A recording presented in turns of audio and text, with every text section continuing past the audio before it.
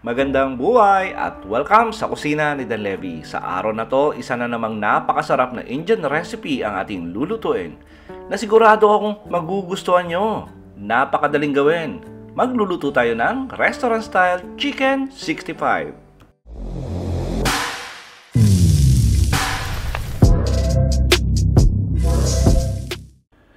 At umpisahan muna natin sa pag-marinate ng ating manok.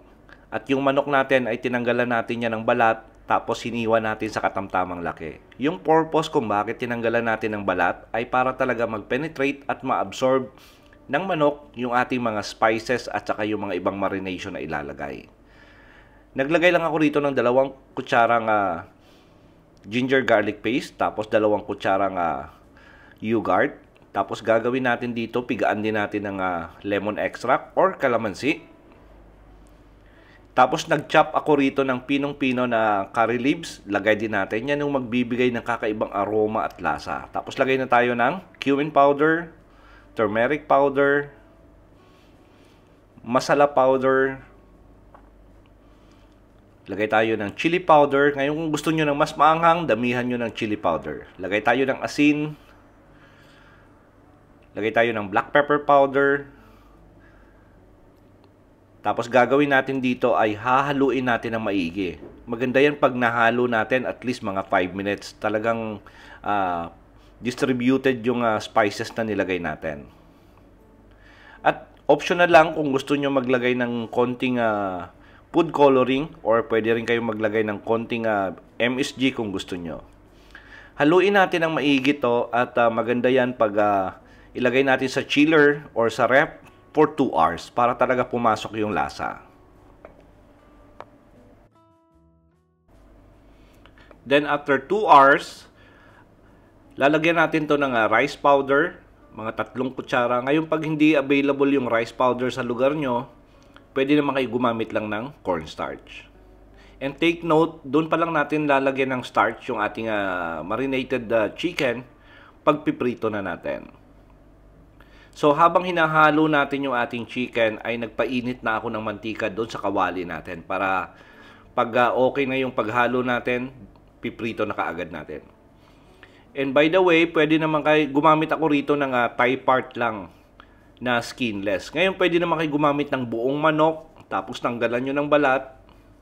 Ngayon kung nanghihinayang kayo sa balat, pwede naman gamitin nyo. Kaso lang medyo hindi magpipenetrate yung mga spices doon sa karne. So, okay na yung ating mantika. And make sure kung meron kayong thermometer dyan, i-reach nyo muna yung init na mantika nyo at least mga 170 degrees Celsius. Para hindi maging sagi pag dinwrap nyo yung chicken nyo. At huwag nyo rin i-overload yung kawali nyo. Kung gaano lang karami yung mantika na nilagay nyo, yung hindi sa magkakadikit-dikit, yun lang ilalagay nyo. Ipiprito natin yung ating chicken for 12 minutes. At maganda yan pag hinahalo nyo from time to time para maiwasan magkadikit yung ating manok. Pwede kayo gumamit ng sagap or ng pudtong. Pag-iwa-hiwalayin lang natin. Tapos prito natin ng 170 degrees Celsius for 12 minutes. Nako, sigurado ako sa mga iba nating kabayan dyan, medyo bago yung recipe na to sa kanila. Pero try nyo, sigurado ako magugustuhan nyo. Pero yung mga OFW dyan na nandito sa Middle East, nako, pamilyar na pamilyar sa recipe na to.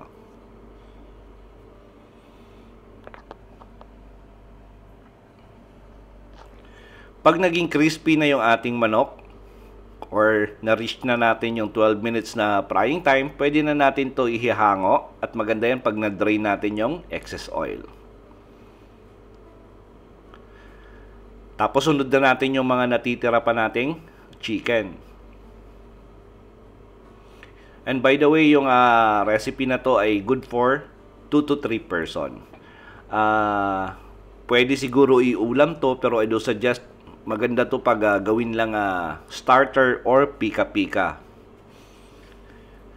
At sa mga interesado sa recipe natin, yung kumpletong listahan ng mga ingredients ay nasa description box po.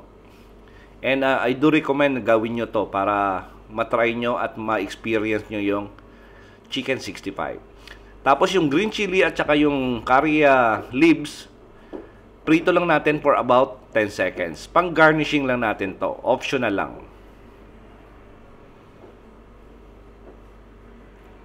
Masarap kasi nguyain yung sili na to.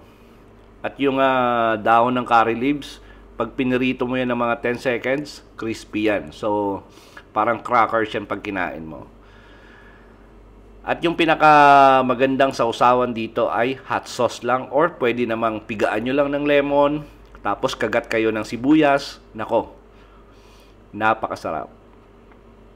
At sigurado po ako na gusto nyo yung recipe natin sa araw na to. Please like and share this video. Tapos kung bago po sa ating kusina, please don't forget to subscribe at pindutin yung notification bell para updated kayo sa mga susunod pa nating masasarap na recipe. Salamat sa panunood at ito ang Kusina ni Dan Levy.